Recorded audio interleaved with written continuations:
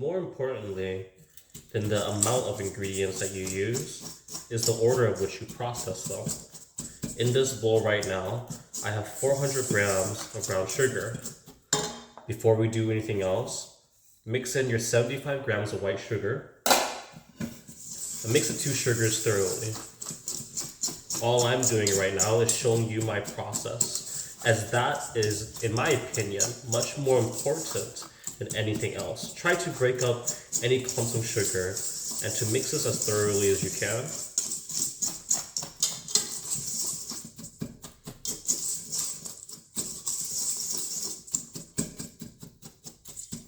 To this, we'll add 1 teaspoon of baking soda, baking powder, and salt.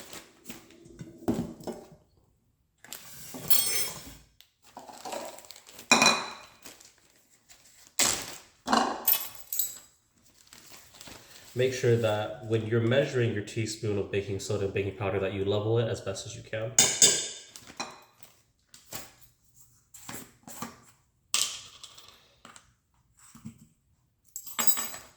I find that a chopstick works really well.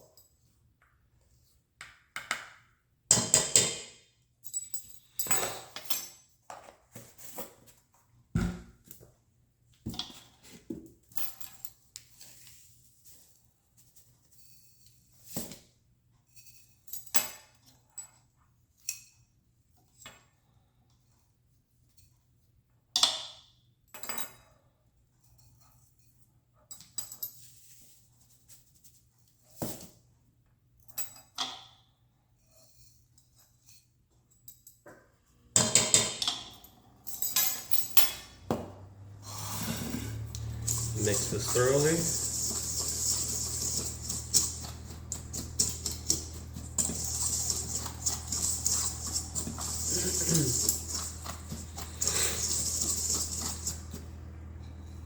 Now, the next step is to add your room temperature 227 grams of butter, or in other words, 1 cup of butter.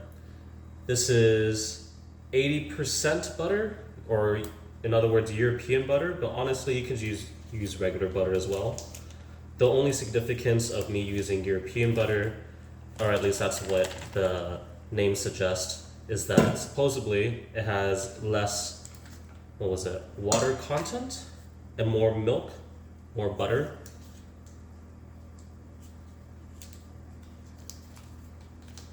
But the way I designed the recipe was so that, generally speaking, as long as you have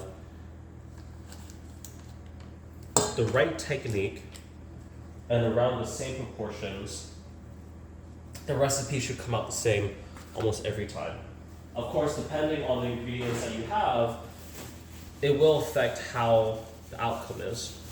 If you use low quality stuff, you'll get a low quality product. If you use high quality stuff, you'll get a high quality product. But more important than the quality of the product, or maybe the ingredients, is how you process the ingredients. So now we're just going to cream our butter and sugar together. Give it some time. I find a trick as well is to actually just go up and down and cut the butter into the sugar.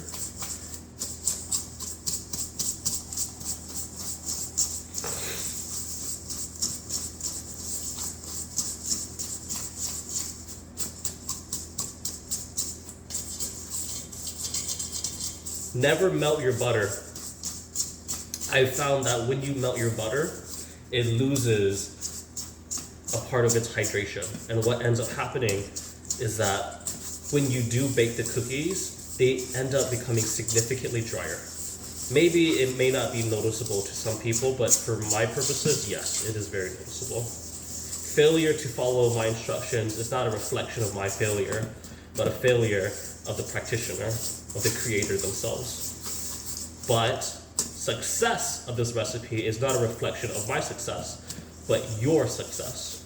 So please do us a favor and be successful for both of us. There you go, well mixed. Then I'm going to add 2 tablespoons of vanilla extract. I like to use Mexican vanilla because greater volume for price compared to American vanilla. This one, you can have a little more leeway and eyeball it. I found that adding more vanilla honestly does not hurt the recipe.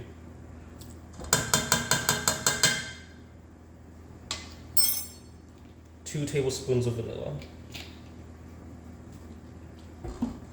Mix it thoroughly.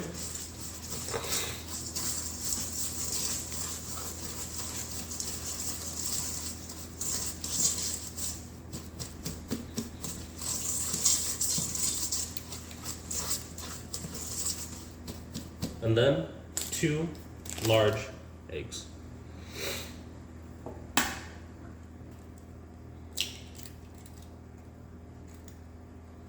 In honesty, you can add the butter and the eggs in a different order, but the truth is that more importantly is to make sure each ingredient is mixed in as well as you can.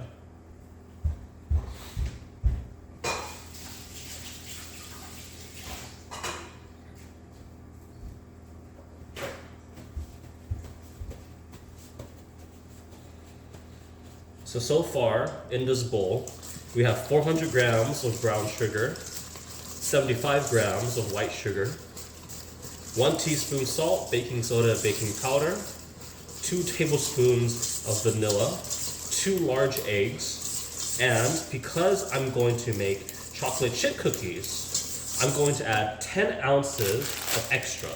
But to be honest, in order to follow my recipe as closely as you can, I prefer to use chocolate chip minis. What I found is when you use normal chocolate chips, because of the large size of the chocolate chips, the cookie doesn't end up baking evenly. By making sure to use chocolate chip minis, you have a cookie that's more consistent so that nearly every bite, you get some chocolate chip. People say that you want, homogeneity, where every bite is a little bit different. Pish posh. I sought out standardization. If a product is good, why not make every single bite just as good? All right, well mixed. 10 ounces of extra because I'm making chocolate chips. Chocolate chip cookies, we're gonna use chocolate chip minis. If you wanted to make mint chocolate chip cookies, you can use Andes Mints. I love Andes Mints because I found them to be the great, here you go, Andes Mints. The great alternative to using mint extract. I've always hated mint extract because it would always make the entire dough taste like mint and it's way too expensive. Andes Mints though is a ready-made product. 5 ounces of Andes Mints, 5 ounces of chocolate chip minis, but you do need to chop your Andes Mints into smaller pieces. You don't want large pieces.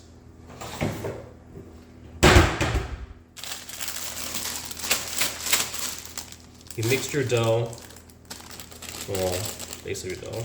Now we're gonna add our 10 ounces of extra. You could try using M&Ms. I tried making Reese's Pieces M&M cookies. It did not work out, precisely because of the size of each individual ingredient. It was way too large and it ended up making cookies that, you know what, I can actually show you an example.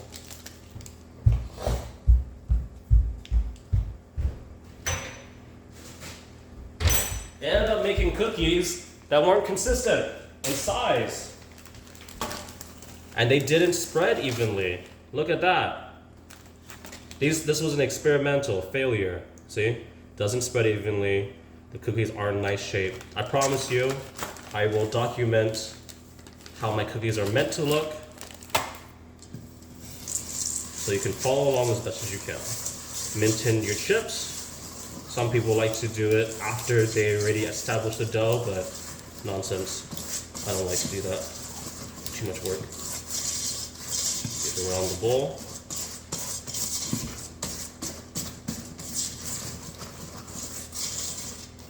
Beautiful. To this, add 450 grams of all-purpose flour. I pre-measured everything just so it's easier. You don't need to watch me measure things, do you? There you go. Here's a trick, because oftentimes if you just start to stir this too quickly, flour gets everywhere. Cut into your bowl with your whisk instead of whisking, much easier on the wrist, on the hands. There you go, up and down, cut, cut, cut.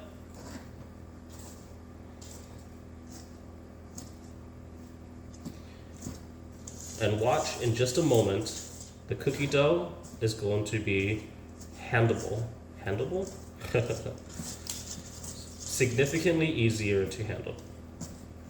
Look at that. At this point, get a glove. Or multiple gloves. Because you're going to need the dough by hand. That chopstick you had, cut through so that it's easier to help you separate the dough from the whisk.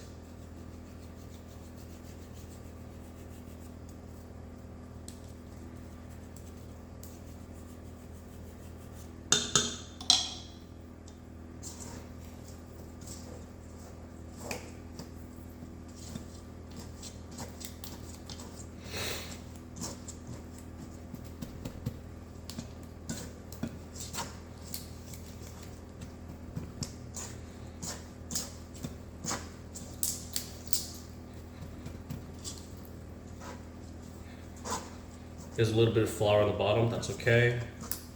We're gonna mix this as well as we can, just like this.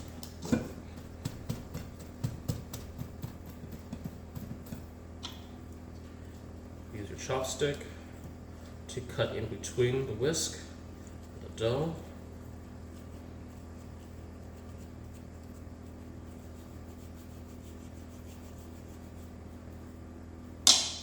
Glove your hand.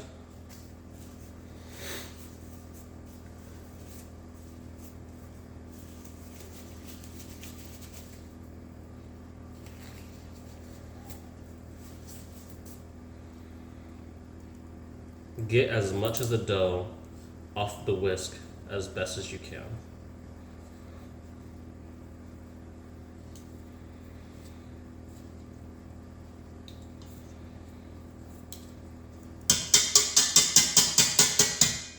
Don't need this anymore. Here's the technique I like to use. Scoop from underneath, go around the bowl, come back on top. Scoop underneath, come back on top. Underneath, back on top. Underneath, back on top.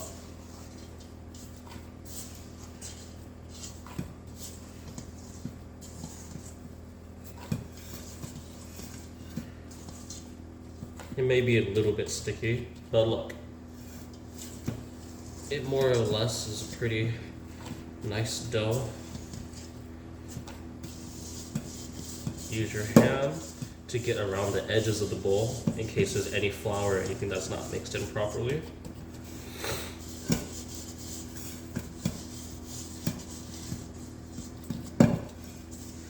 Underneath, back over top. Underneath, back over top. You can't overmix this dough, I found. So feel free to keep going until you feel like, everything's properly mixed. I've did the most that I can. But part of mastery is also understanding when enough is enough. Some people might overdo things, and that's just wasted effort. But I've made the recipe so that it's beginner friendly. It just takes time and some know-how, that's all. And hence the importance of why I'm making a video to show the processes. Because the problem with recipes isn't necessarily the measuring and proportions, but it's methodology. Not everyone is taught the basics and fundamentals to cooking. All right, that's good enough. Okay. Look at that. Not too sticky, that is sticking terribly to my glove. I can remove this glove, that's okay. Now, you're going to want to get a sheet tray, any size, or even just a plate. That's all right.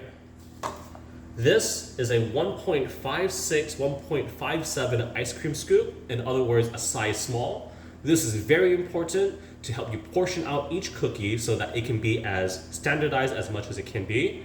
If you don't have an ice cream scoop, which I highly recommend getting, I've measured out in general how much each dough ball is supposed to weigh. On average, they weigh around 23 to 24 at most 25 grams per ball, but this makes life so much easier and helps you stay consistent. Consistency is the hardest part, especially when you don't have the tools. So before you attempt this recipe, please, by all means, get all the required equipment, because failure to replicate the process as best as you can does not reflect me, does not reflect the recipe. It reflects your circumstances and ultimately what you're able to do. In order to get the best rate of success, please do your best to follow along as best as you can. I use normal everyday ingredients, but it's about the process that's important. You want a scale so that you can measure and weigh all your ingredients, and you want proper equipment. This can make, generally speaking, around 60 dough balls. And you're just gonna watch me do this, I suppose. I mean, look at that. And then, bang, just like that. Easy. Oh, oops. Make sure it's flat. 2. And this honestly takes a while, so I mean there's not much else to say. You're just really watching me make dough balls. But I think that to some degree there's probably someone out there who actually enjoys watching the entire process of how it's made. But more than anything, if you're done watching and making your dough, you can skip this part. This part is just me rolling out dough. The most important part is making the dough itself. After that, we'll get to baking. Baking, which is also interesting, by the way, because unlike many other recipes where they have a high temperature of like 400, 425 degrees or 350, I actually shoot for 300 degrees. 300 degrees for 17 minutes, and I'll also show you how I place and separate distant-wise on the baking sheet so that you can get as an efficient production as possible. Look at that. Isn't that nice, eh?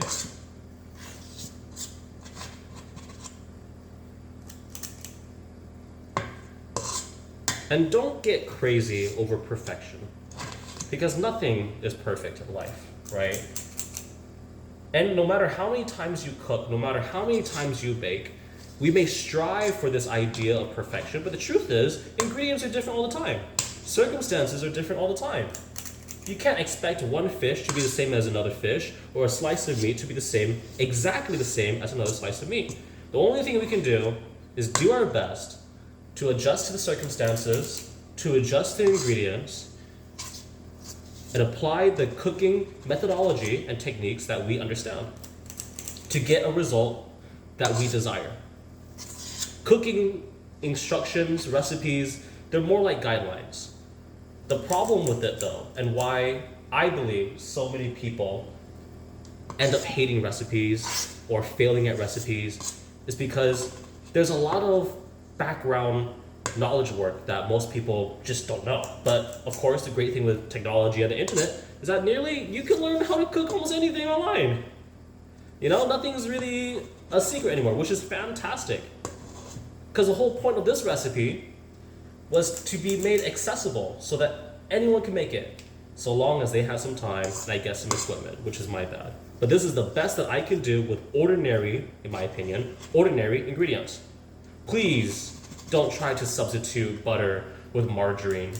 Please don't try to substitute butter with Crisco, because that is a level of alternative that does not work with this recipe.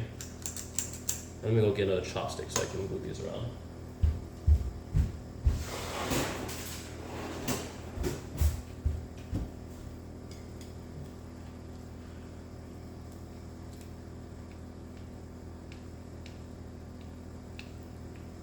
Put a plastic wrap on the bottom of your plate.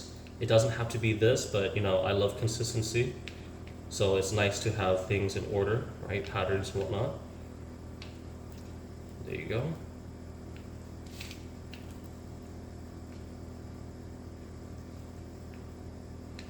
And I'm just making chocolate chips, making it easy for me. I'm not making mint chocolate chip. To be honest, if you love thin mint, if you love mint chocolate chip ice cream, if you make the cookie dough, and instead of using the whole 10 ounces of chocolate chip minis, add half of the 10 ounces, 5 ounces, the Andes mints, it tastes literally just like the ice cream, but in cookie format. It's amazing. Fuck buying thin mints. I make this shit myself, and it's so dangerous. That was my motto when I used to cook and sell food, is that my food was so dangerous, it would ruin your life. And not because, there's anything crazy about them when you make it, but because it's so fucking good, you can't stop yourself eating it. And that's the whole purpose of why I made them the size that they are. They're easy to eat. So easy to eat, you eat one, and then, oh, you want to eat another one. Oh, you want to eat another one. Oh, you want to eat another one. But more than that, I made it small so that they're consistent and easy to share. The hardest thing about sharing food or baked goods, especially baked goods, is that for some people, some places, especially in America, we have this ideology that bigger is always better. But to me, quality is of utmost importance, right? Just because something may not be humongous doesn't mean that it's lacking in richness and quality. There you go.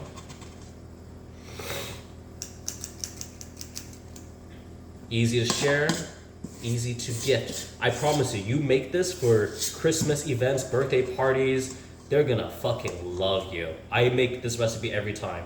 It's a little bit time consuming, but I promise you, it is worth all the time you put into this, right? And I like my cookie recipe more than any other cookies that are sold in the world. I haven't really had a cookie that was, in my opinion, better than mine, in the sense of nothing really is like, wow, amazing, or damn, that cookie really hit the spot. My recipe fucking, it smacks, in other words, as a young kids say. It's really good. It's so good. It's insane.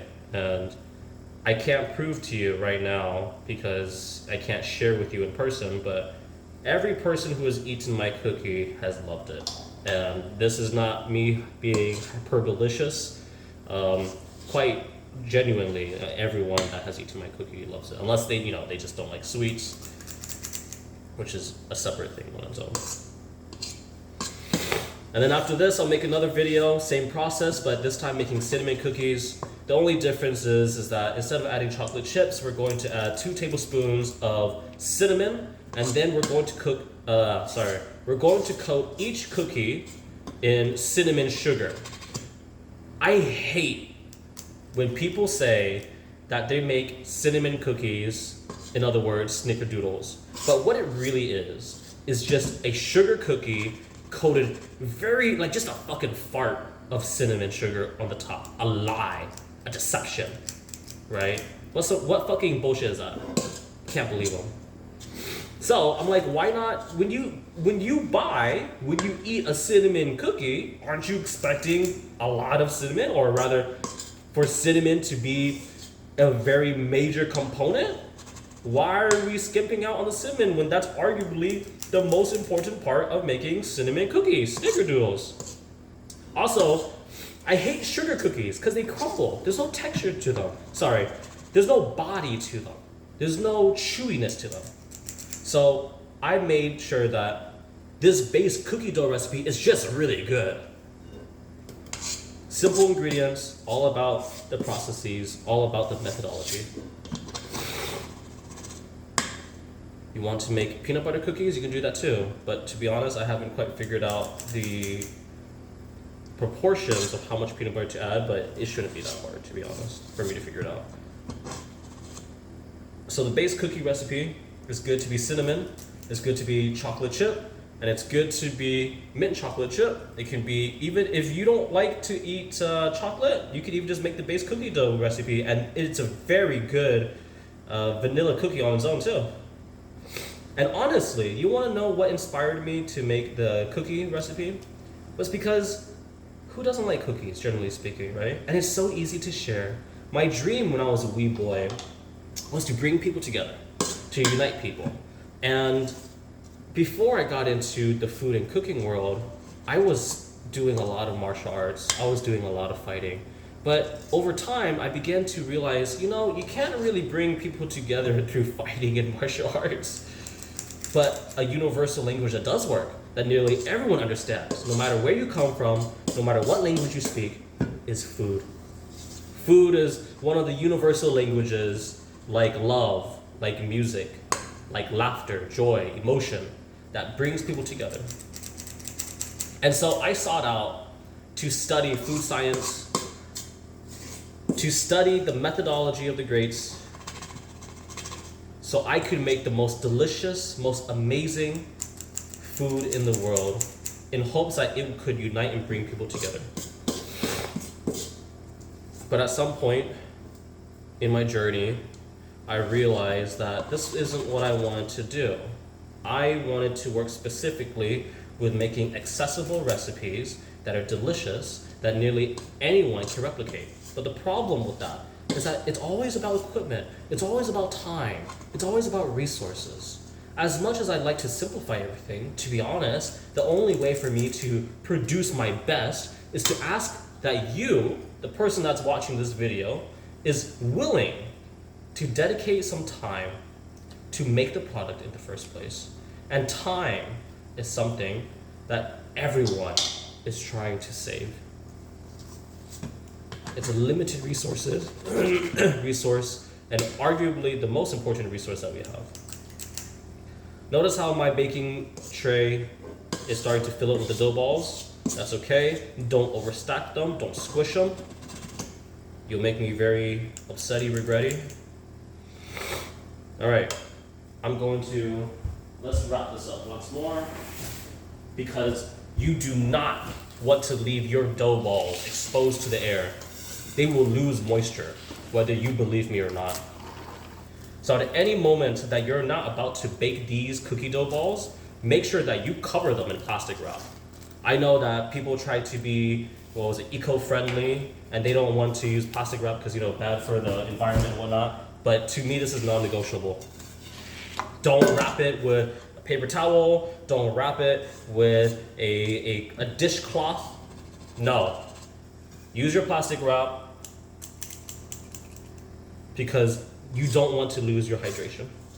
There you go.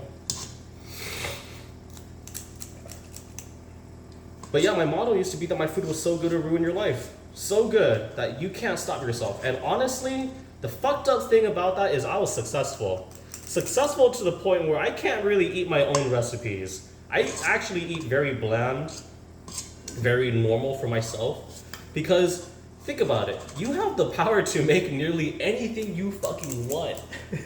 Do you know how dangerous that is? Right? Especially when you don't have self-control. Jesus Christ, it's fucked, man.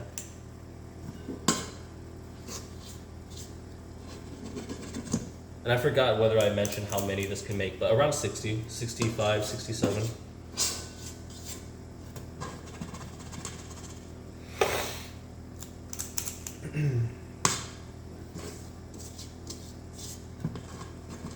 And I've always wanted to share my recipe, but I never had the courage to come out with it. I never had the will, but things change. I'm being less of a coward, and in my opinion, I'm finally allowing myself to be known into this world. Beforehand, I was an unknown entity working in the background, thinking that, honestly, there's so many people who do food content. What difference would my recipes make? But I've also come to see that in my very, what's the word I'm looking for? In the sense that I had low self-esteem, low self-worth, that was foolishly holding myself back. And so things had to happen in my life at which you confront yourself and say, I don't want to be a coward anymore. The truth is, I've been a coward for a majority of my life, not doing the things that I honestly want to do. And that was for what purpose? Because I had given other people the ability to determine my worth because I thought I was being humble.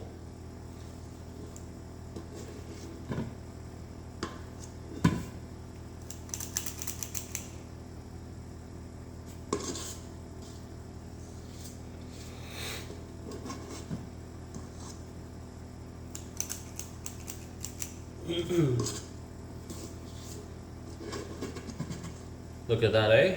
Almost done.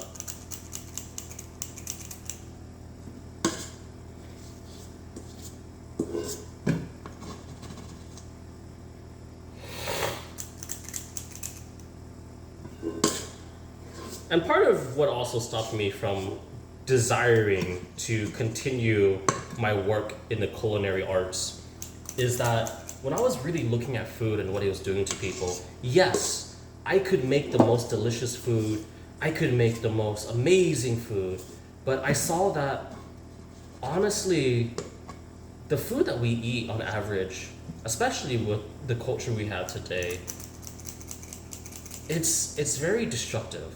And in my heart, I'm like, if I'm a good person, do I have it in my heart to make these most delicious and dangerous recipes if it's going to contribute to the worsening of people's health? You know? But then, that was me being foolish, trying to use an excuse as to why I shouldn't pursue what I love to do. And that was so foolish of me. Don't be so humble that you prevent yourself from doing what you love to do because you're afraid of success, because you're afraid to speak up and go against the expectations that others have placed upon you, right? In my time of living and studying people, I've realized that honestly, we are controlled by the decisions that we don't take. We are controlled by fear. We are controlled by the expectations of others. How terrible.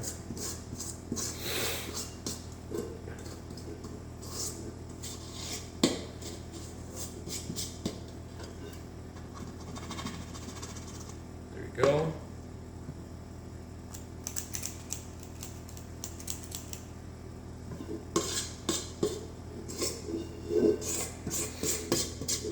And this part's always a little tricky. At this point, you might as well just use the whisk and just go around and get all that dough.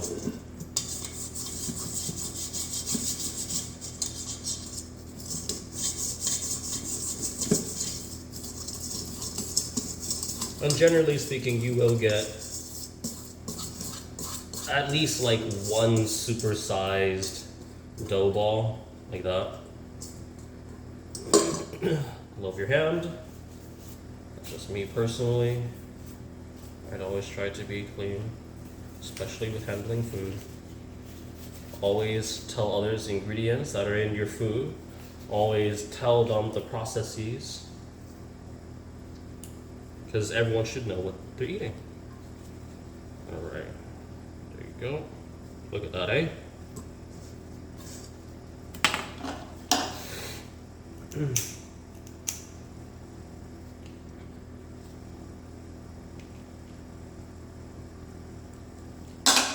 And see, this is what I mean. You'll end up with a big dough ball. And before I even had the brain or the resources to get a simple ice cream scoop like this, I was rolling out the dough balls by hand, painstakingly doing it one by one by one by one by one. I'm going to stop the video and we'll start again with cinnamon instead. I'm gonna wrap this up, and once I'm done making this dough, I'll prep the oven, and then you'll see. You know what? Actually, let's do this right now, just so that make it one big ass video.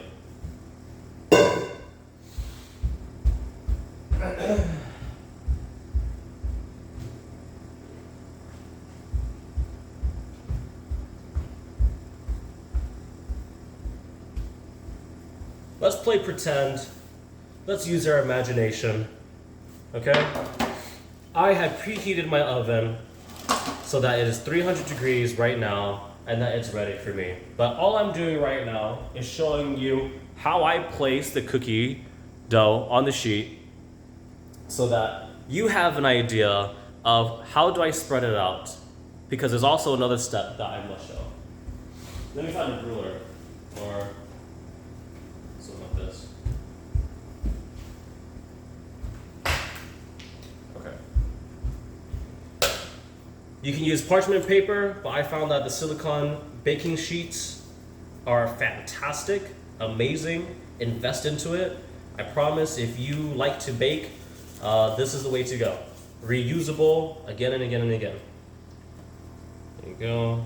1, 2, 3.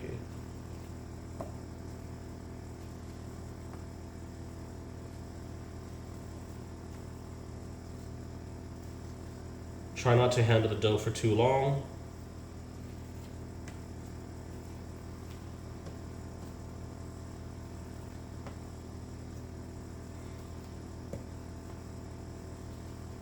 Boom, there you go. All right, so let's try to make sure everything's spread out evenly.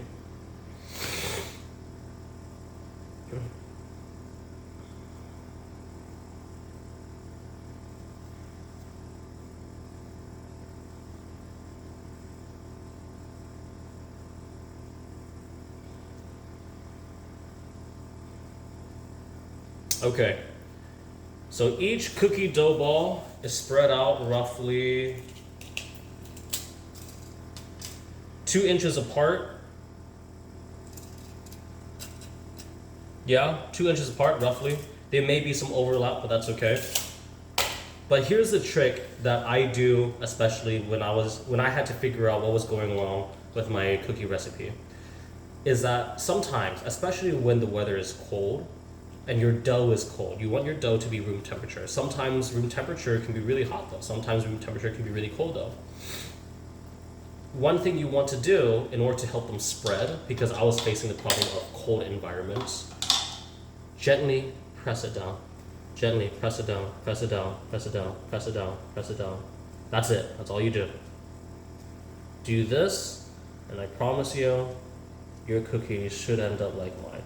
If you're able to follow my processes as best as you can. It may take some time, but I promise you, I really do, that these cookies may be one of the best. You will never go back to regular cookies and be satisfied. And I'm so fucking sorry. You might possibly develop diabetes because once you start making this and you don't have control of yourself, you will eat them one after another, after another, after another. All right, remember, let's imagine I preheat the oven to 300 degrees already. I've smushed down gently the dough balls. You know what, let's go further with our measurements, okay? Each dough ball is roughly 1 inch tall, as far as I can tell, 1 inch tall. Yep. 2 inches apart, space in between, dough ball roughly 1 inch tall. I just press it down until my fingers just can't press down any further. Just gently, right? Gently press it down. I'll bake this and then I'll show the end result later. But right now, you know, the video is long as it is. I'll stop here. I'll cover this up because I'm not ready to bake yet. And then I'll start with the cinnamon dough. Same processes again. But this is exactly how I make my cookies from step by step, from beginning to end.